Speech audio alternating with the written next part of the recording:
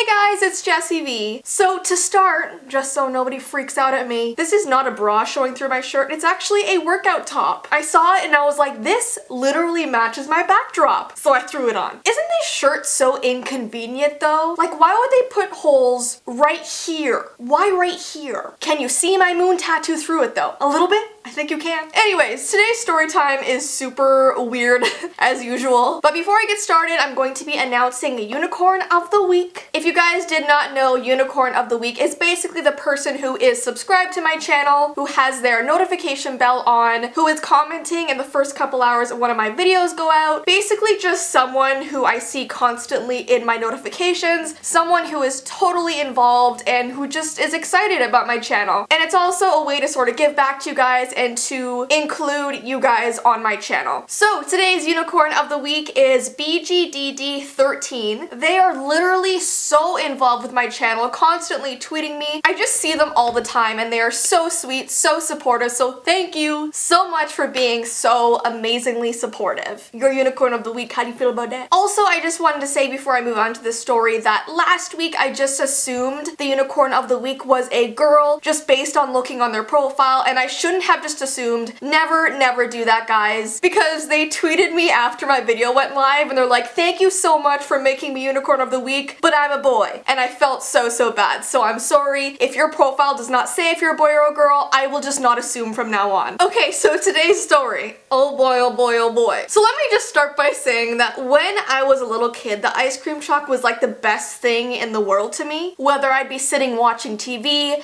doing my homework, eating dinner, whatever it was, the minute, the actual second, 0.01 of a second, when I heard that, I was like up out of my seat, through the door, running to wherever the noise was coming from. And did you guys ever notice that the music from the ice cream truck was literally so loud that sometimes it would like vibrate the floor in your house? Like if you had headphones on or you were listening to music or something, you would literally know the ice cream truck was coming because your floor would vibrate. I just spit, I'm sorry, I'm disgusting. No, but for real, my parents knew as well. Once that tune started playing, I'd hold up my hand and I'd be like, Mom, Dad, the ice cream truck is here. And they'd give me like a toonie or whatever amount it was to get ice cream. And it wasn't just me, like my sister would be excited as well. We'd run out, greet the person, they'd give us our beautiful ice cream. I think usually I get like one of those cones with the chocolate inside and like the caramel and the ice cream. I don't remember what they were called, but they were so good. And then other times I'd get the SpongeBob popsicle. It actually looks so creepy if I look at pictures of it today, and like as you were eating it, SpongeBob's face would melt and he'd become this distorted, horrible cartoon. But when you're a kid, you don't care. You're just like, oh my god, this is so good. It doesn't matter what SpongeBob looks like. So I just had to sort of tell you my history with the ice cream truck because no matter where I was, it was just my life, okay? I feel like it's like that for most kids. But then things kind of changed for me, okay? From grade 1 to grade 4, I went to a school, and then when I was going into grade 5, my parents decided to switch schools. So my sister and I went somewhere totally different, so obviously I met totally new people. And I remember I had this one class with this little boy named Dylan sitting beside me. I just gave out his real name. It's fine. I mean, I'm sure Dylan doesn't actually watch my videos, right?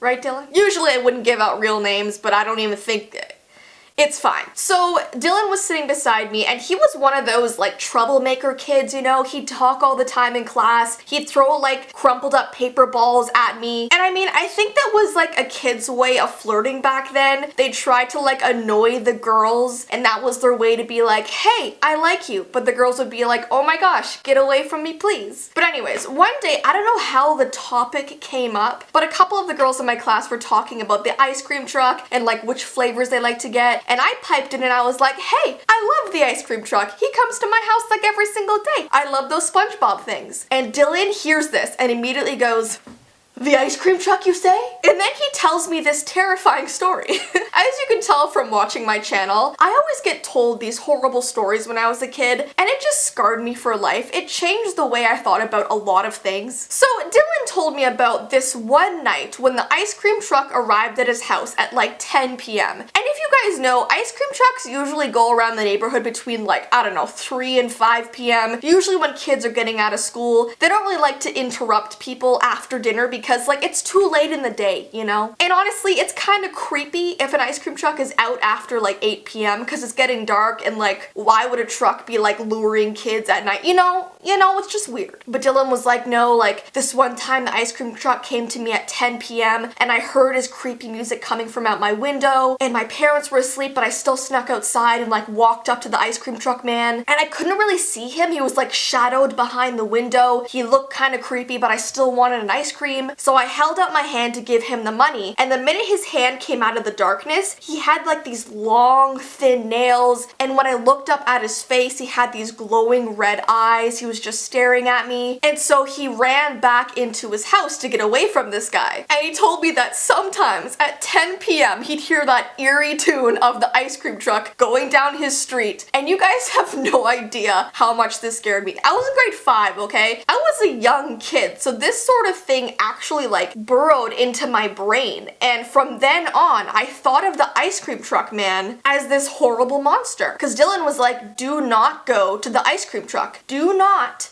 visit the ice cream truck. So I took Dylan's advice. From then on, whenever the ice cream truck went down the street and I heard that tune, I would no longer jump up and go get my ice cream. I'd actually run away. I remember this one time I was at my cousin's house and we were actually playing outside and I saw the ice cream truck running down the street. I literally fully turned around and was like, Mom! And like ran to the house. Oh my gosh, I was petrified. Like, why, Dylan? Why did you do this to me? And I would start telling my friends, I'd be like, do not go to the ice cream truck. Like, he's not normal, he's not human, he is a monster. So I wasted 3 years of my life being terrified of the ice cream truck. And then grade 8 came around. And right before I graduated, literally when I was at my graduation, during the dance part, Dylan came up to me and he kind of laughed and I'm like, what are you laughing at? And he's like, remember in grade 5? And I was like, what about grade 5? And he was like, you actually believed what I said about the ice cream truck? I was literally messing with you. I had a huge crush on you and I was messing with you. And I looked at Dylan and I was like, what did you say? Like, I was so mad at this guy. But I mean, by grade 8, I started believing his story was fake anyway. But I just kept thinking, like, you ruined my childhood. You ruined my childhood, Dylan. But he was like laughing about it. And when he told me I was playing it cool, I was like, I didn't believe it. I didn't believe it. So yeah. That was a story I wanted to tell you guys because my entire thoughts about the ice cream truck was turned around in that one period of math class from Dylan. So if any of you young kids are watching, do not worry, the ice cream truck is fine for the most part.